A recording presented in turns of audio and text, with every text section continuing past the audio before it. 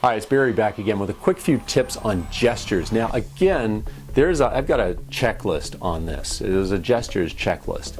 And you can come up with a ton of different gestures, but gestures what I love to talk about is mostly what's appearing on the face, facial gestures. They're the most powerful tool that you have in influencing others within a relationship, right? So if you're using your voice, that is powerful as well, but the voice in unison with gestures that are occurring on your face as you are speaking, particularly to somebody, very powerful. So for example, if you want to validate somebody, there's nothing like a smile to do that. A lot of people in business fail to think about the power of their communications when it comes to using their eyes. They're mostly what's happening on their face, right? Frowns can be very powerful. And you've heard the term, people tend to wear their heart on their sleeve. Well, actually they don't. They wear their heart in their facial gestures for the most part.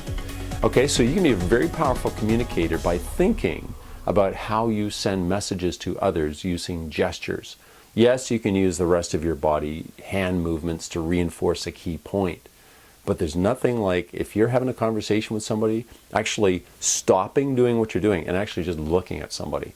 In a way that's comfortable, obviously not drilling them, right? But looking at them, smiling at the appropriate points, frowning when there's a concern, right? What are all these messages sending the person? It's like you're there, right? You're communicating with them. A lot of people don't realize the power of these gestures, and they don't realize they're actually even using them when they're having conversations. This is what makes the conversation real as well.